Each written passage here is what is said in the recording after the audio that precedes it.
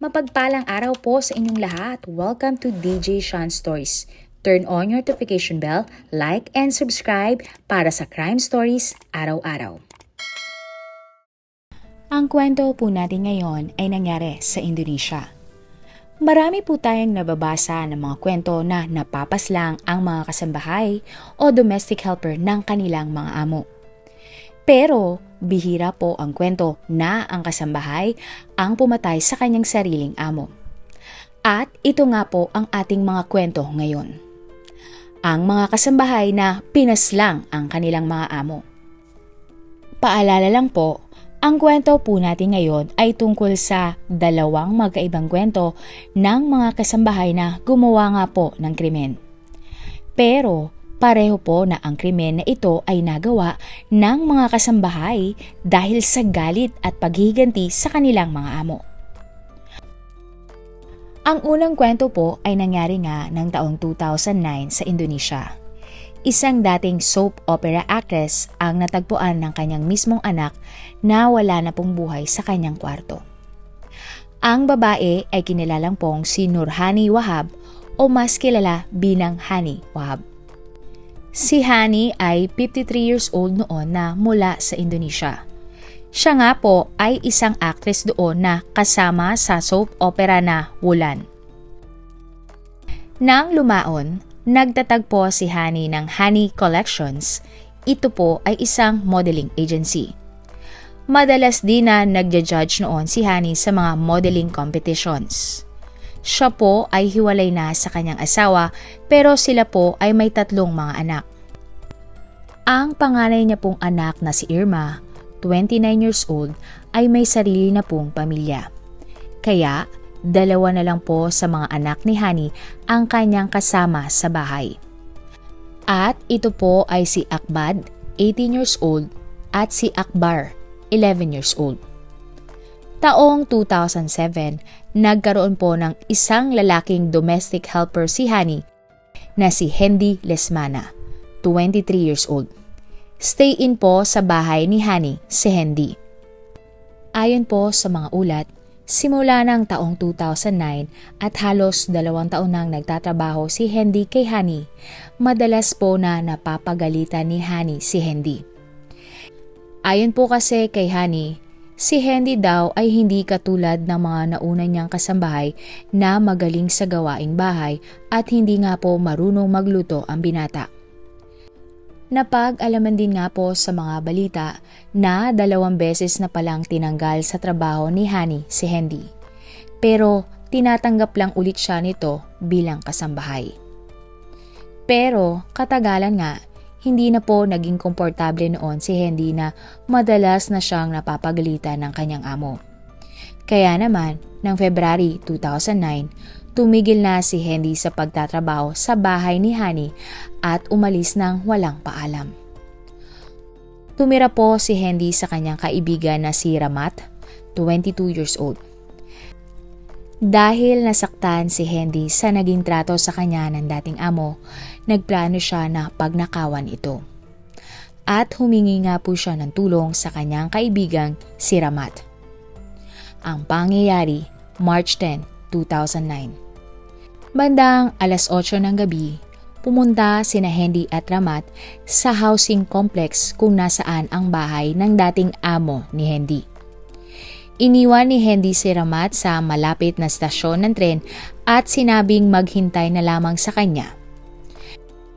Kaya naman si Hendy na lang ang naglakad papunta sa bahay ng dating amo.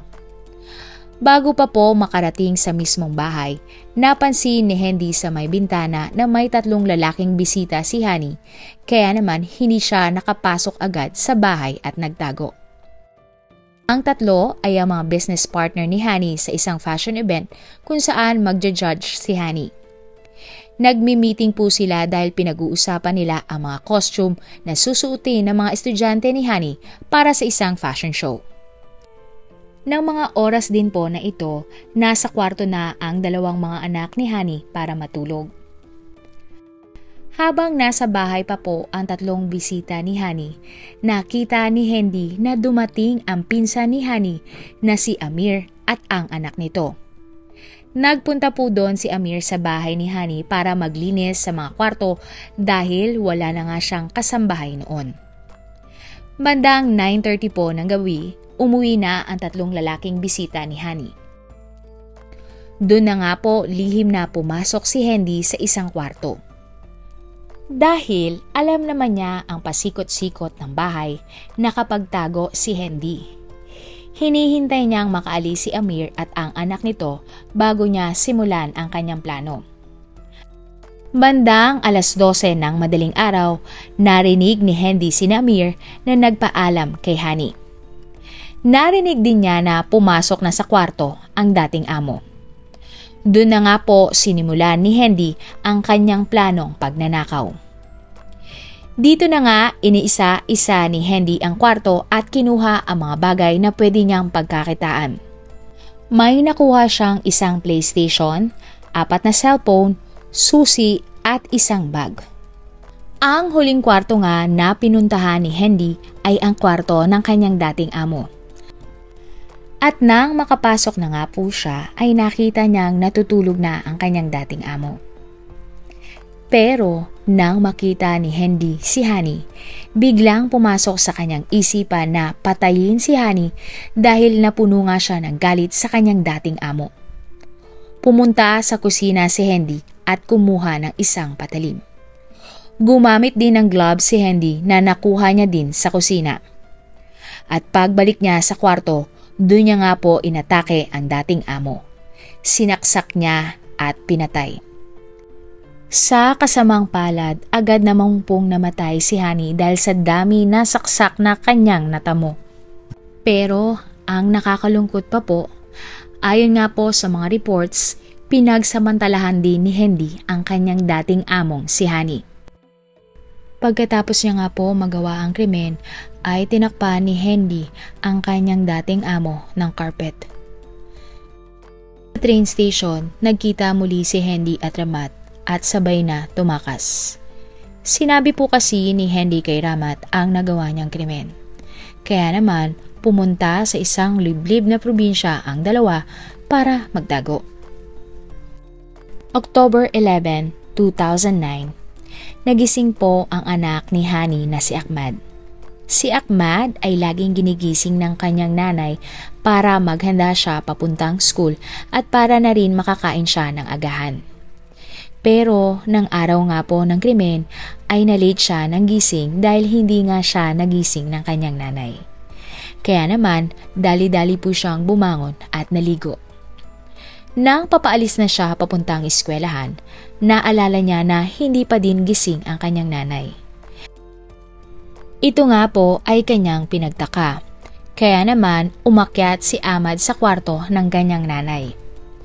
Madilim po sa kwarto nito kaya naman binuksan ni Ahmad ang ilaw. Nagtaka siya kung bakit natatakpan ng carpet ang kanyang nanay. Pero napansin niya naman na ang unan ay may bakas ng dugo. Akala po ng una ni Ahmad ay natutulog pa din ang kanyang nanay. Kaya sinubukan niyang gisingin ito pero hindi na nga po ito gumagalaw. At nang hilahin niya nga ang carpet ay bumungad sa kanya ang wala ng buhay niyang nanay. Agad po na lumabas si Ahmad ng kanilang bahay para manghingi ng tulong sa kanilang mga kapitbahay. Tumawag naman ang mga kapitbahay ng ambulansya at mga pulis. Sa investigasyon ng mga pulis, na-recover nila sa malapit na damuhan ang pinaniniwalaang ginamit na patalim sa krimen. Sinabi naman ni Ahmad sa mga pulis na wala siyang idea kung sino ang pwedeng gumawa noon sa kanilang nanay. Wala daw kasi silang kilalang kaaway nito. Nang gabi nga ng krimen, wala ding narinig si Ahmad na kakaibang ingay. Ang pinagtataka nila, bakit hindi sila sinaktan ng sospek kahit na katapat lang ng kwarto nila ang kwarto nga ng kanilang nanay. Napag-alaman din ng mga pulis na may mga mahalagang gamit nga na nawawala sa bahay ng biktima. Isang witness naman ay nagsabi sa mga pulis na bukod sa 3 lalaki na bumisita nung gabing iyon kay Hani, ay nakita niya nga din ang dating kasambahay na si Hendy na pumasok sa bahay ng biktima. Nagtaka ang mga pulis kung bakit pumunta si Hendy sa bahay. Matagal na itong umalis sa bahay na iyon. Dahil nga po dito nag-focus ang mga pulis sa paghahanap kay Hendy para questionin tungkol sa krimen. At dahil nga po nagtago na si Hendy sa probinsya, hindi nila agad nahanap ito. Una na kasing pinuntahan ng mga pulis ang bahay ni Hendy pero wala na nga po siya doon. Kaya naman nagtanong po sila sa mga kamag-anak ng binata. At naituro nga ng isang kamag-anak na may probinsya si Hendy na pwedeng puntahan. At isang liblib na probinsya pala ang pinuntahan nila Hendy at hindi ito nararating ng mga sasakyan. Nang makarating nga ang mga pulis sa lugar, agad nilang nakita sina Hendy at Ramat pero agad na tumakas ang mga ito. Sinundan sila ng mga pulis at nahabol. Agad din po silang hinuli ng araw na iyon. Nang nasa presinto, tinanong ng mga pulis si Hendy kung may kinalaman ba siya sa nangyaring pagpatay kay Hani. Agad naman pong umamin si Hendy na siya nga ang pumatay sa kanyang dating amo. Nakita din sa bahay na tinutuluyan nila ang mga bagay na kanilang ninakaw. Dahil dito, March 17, 2009, naaresto ng mga pulis si Hendy at ang kasabot niyang si Ramat. Si Hendy ay kinasuhan ng murder, rape at theft. Si Ramat naman po ay kinasuhan ng pagtatago ng bagay na nakuha mula sa nakaw at pagiging kasabwat sa isang krimen. Ang dalawa nga po ay agad na kinulong sa Jakarta Police Station. Ayon po kay Hendy, nagawa niya ang krimen dahil nasaktan siyang madalas siyang pinapagalitan noon ng amo niyang si Hani. Sinasabihan daw kasi siya noon ni Hani nang hindi maayos ang trabaho niya at hindi nga siya marunong magluto. Pero umami naman siya sa mga pulis na hindi nga siya talaga marunong magluto. Lagi din daw ikinukumpara ni Henry si Hendy sa mga nauna nitong kasambahay na ikinaiinis ng binata. Dagdag pa ni Hendy, gusto niya lang daw talagang nakawan ang bahay ng dati niyang amo para maghiganti. Ngunit nauwi nga po ito sa isang krimen. Ayon naman kay Irma, ang panganay na anak ni Hani, masaya siya na nahuli ang sospek na pumatay sa kanyang nanay at matatahimik na ito. Sa trial ng kaso, napatunayang guilty si Hendy sa pagpatay at pangre-rape sa dati niyang among si Hani. Si Ramat naman po ay napatunayang guilty sa pagiging kasabwat ni Hendy sa nagawa niyang krimen. At nalaman din sa korte na motor ni Ramat ang ginamit nila para makapunta sa bahay ni Hani. November 2009, hinatulan ng korte si Ramat ng 5 taong pagkakakulong dahil ayon sa mga judge, wala naman po siyang direktang naging partisipasyon sa pagkamatay ni Hani. Si Hendy naman po ang pangunahing sospek ng krimen, kaya siya ang hinatulan ng habang buhay na pagkakakulong. Ang ating pangalawang kwento ay nangyari nga din po sa Indonesia, kung saan isang housewife naman po ang natagpuang wala ng buhay sa kanyang kwarto. Ang babae ay kinilalang Semeta Novita Handayani, 30 years old, na mula sa Semarang, Indonesia. May asawa at 3 mga anak na si Novita. Nagtatrabaho po ang kanyang asawa sa Jakarta at nasa isang boarding school naman ang panganay niyang anak. Kaya naman, naiiwan lang si Novita sa bahay kasama ang kanyang 2 anak. Si Novita ay isang housewife at may maliit pong tindahan sa kanilang bahay. Kilala ng mga kapitbahay si Novita bilang mabuting tao at maganda ang pagpapalaki sa kanyang mga anak. October 2017, nagkaroon po ng kasambahay si Novita na si Juliana, 18 years old. Ang trabaho ni Juliana ay paglilinis ng bahay, pag-aalaga sa mga anak ni Novita at paghahatid sa school ng mga bata. October hanggang December 24 lang ang naging trabaho ni Juliana sa bahay ni Novita. Mahigit 2 buwan lang nagtrabaho si Juliana kay Novita dahil siya ay tinanggal agad. Natuklasan kasi ni Novita na kapag wala sila sa bahay ay pinapupuntahan ni Juliana ang boyfriend niyang si Rifai, 23 years old. Ilang beses din pong nakita ng mga kapitbahay na Novita na nagtatagpo sina Rifai at Juliana sa bahay mismo ni Novita. Pinagsabihan ni Novita si Juliana pero hindi sumunod ang kasambahay at inulit lang ang kanyang ginawa. Madalas din daw ay maikling short ang suot ni Juliana at naka-high heels pa na parang gagala at hindi isang kasambahay. Hindi po ito nagustuhan ni Novita dahil nga po mga bata pa ang kanyang mga anak. May kulay din daw ang buhok ni Juliana at mahaba ang mga kuko. Hindi po naging komportable si Novita sa itsura ng kanyang kasambahay. Nalaman din po ni Novita na bukod sa kanyang boyfriend ay nag-iimbita din si Juliana ng kanyang mga kaibigan sa bahay ng kanyang amo, lalo na kapag wala ito. Ayon din sa mga kapitbahay, maingay na babae si Juliana at parang papansin. Nakikita kasi nila ang babae kapag nagwawali sa bahay ay nakakarating sa malayo at nakikipagkwentuhan ng may malakas na boses. Dahil nahihiya si Novita sa pinagagawa ng kanyang kasambahay na si Juliana, ay tinanggal na lang niya ito sa trabaho. Kaya nga, ng December 25, araw ng Pasko, ay tinanggal na nga sa trabaho ni Novita si Juliana at dahil na din aalis sila para magbakasyon. Ayon po sa mga news articles, sinabihan daw si Juliana na kukunin ulit siya ni Novita sa trabaho pagbalik nila mula bakasyon. Pero nang magkita sila muli sa bahay ni Novita ay hindi na po tinanggap si Juliana ng dating amo. At sinabi lang na may bago na nga siyang kasambahay. Nasaktan si Juliana at feeling niya ay nainsulto siya sa ginawa ng dating amo. Naalala din ni Juliana na minsan ay nilalait siya ni Novita. Sinabi ni Juliana kay Rifai na siya nga ay tinanggal na sa trabaho dahil naglalandian nga sila sa bahay at sa tapat ng bahay ng kanyang amo.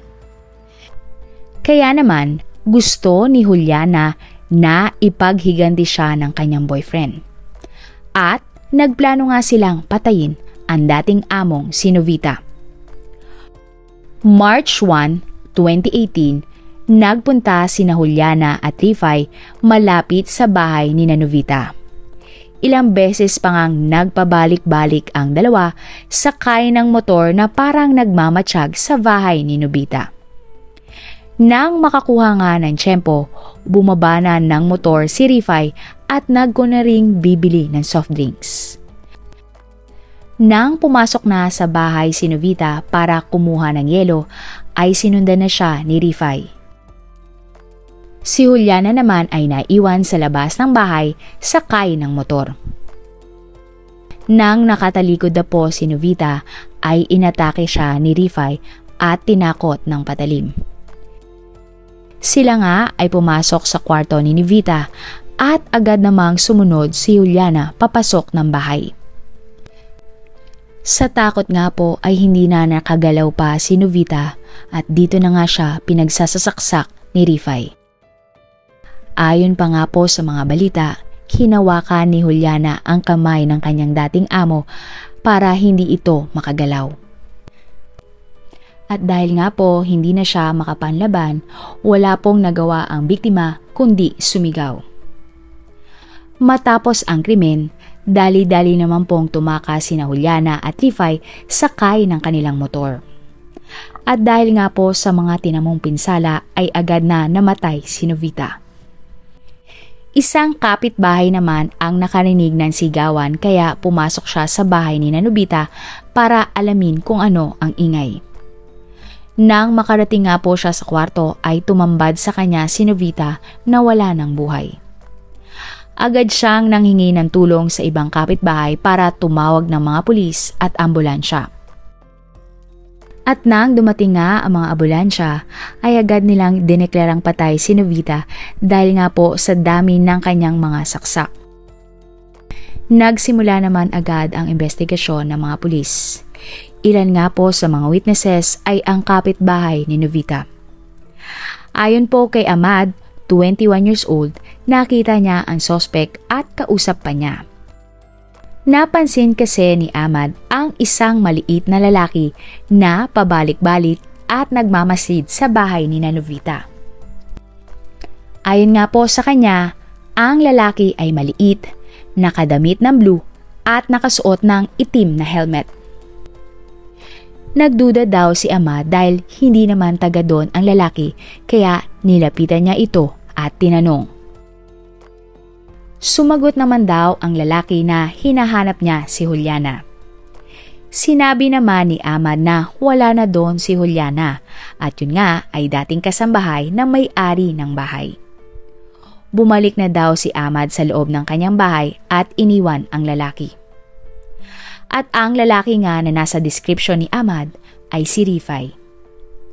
Isang kapitbahay naman na si Endang, 62 years old, ang nakakita nga sa isang lalaki at isang babae na nakamotor mula sa bahay ni Novita. Nagbigay si Endang ng mga detalye na tumugma kina Juliana at Rifai. Dahil nga dito, agad na nagkaroon ng mga sospek ang mga pulis. Agad po nilang ipinakalat ang mga letrato ni Juliana at Rifai. Ikinalungkot ng pamilya ni Novita ang mga pangyayari. Umuwi ang asawa at anak ni Novita sa bahay para ipagluksa ito.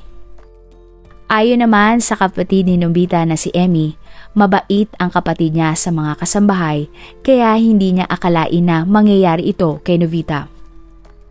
Wala namang pinagawang mabigat na trabaho si Novita kay Juliana at binibigyan pa siya ng mga damit. Sumisigaw nga sila ng hustisya at gusto nilang maparusahan ang mga sospek ng bitay. Sa kabilang banda, nagtago sina Juliana at Rifai dahil sa nagawa nga nilang krimen. Sila ay nagpunta sa isang liblib na lugar na may malapit na ilog. Pero matapos nga po ang isang araw, nagutom sina Juliana at Rifai kaya naman umalis sila sa kanilang pinagtataguan. Pero hindi pa man po nakakalayo ay may nakakilala sa kanilang dalawa. Kaya naman ang nakakita ay agad na nagsumbong sa mga pulis. Dahil dito ay kalaunan nga ay naaresto ang dalawa. Agad naman pong umamin sa krimen sina Juliana at Rifai kaya kinasuhan po sila ng premeditated murder at ikinulong. Sa statement ni Rifai, sinabi niya na ikinalulungkot niya ang kanyang mga nagawa na humantong nga sa pagkamatay ni Novita. Ayon po sa kanya, nagkamali siya at nailab siya kay Juliana. Kaya nga, sinunod niya ang ipinagawa nito. Ang una lang talaga nilang balak ay iprank si Novita. Pero nauna daw ang galit niya kay Novita dahil noon daw ay pinagbabawalan nito si Juliana na sumama sa kanya dahil nga wala siyang trabaho. Umami naman si Juliana na siya nga ang mastermind sa krimen. Napuno daw kasi siya ng galit nang tanggalin siya at pinaasa siyang makakabalik pa ng trabaho. Dagdag pa niya, madalas kasi siyang iniinsulto ng kanyang dating amo kaya gusto niyang maghiganti. Nagsagawa nga ng isang reenactment sa mga pangyayari sina Juliana at Rifai at doon din nila inilahad kung paano nila ginawa ang krimen. Sa trial ng kaso, napatunayan po na sina Juliana at Rifai ay guilty sa pagpatay kay Novita. Naging mabigat po ang ebidensya at kanilang motibo sa pagpatay kay Novita. Humiling naman ng mababang hatol ang panig ni Juliana sa judge dahil masyado po siyang bata para makulong. Pero hindi po ito pinakinggan ng korte at ayon sa kanya, mali ang ginawa ng dalawa at dapat nilang harapin ang kabayaran sa ginawa nilang krimen. Dahil nga po dito ay hinatulan sina Juliana at Rifai ng habang buhay na pagkakakulong para sa pagpatay kay Novita. Nakakalungkot po makabasa at makaninig ng mga ganitong kwento na ang taong pinakitaan mo ng maganda, tinulungan at lahat, sila pa ang kikitil sa iyong buhay. Marami pong salamat sa inyong panonood. Huwag kalimutang i-follow at mag-subscribe sa iba pa nating YouTube channel katulad ng Manila Boy Wonder Philippines at Tagalog Facts at Mysteries by DJ Sean. Mapagpalang araw po hanggang sa susunod na episode. Salamat sa lagi niyo pong pagtutok araw-araw. God bless everyone!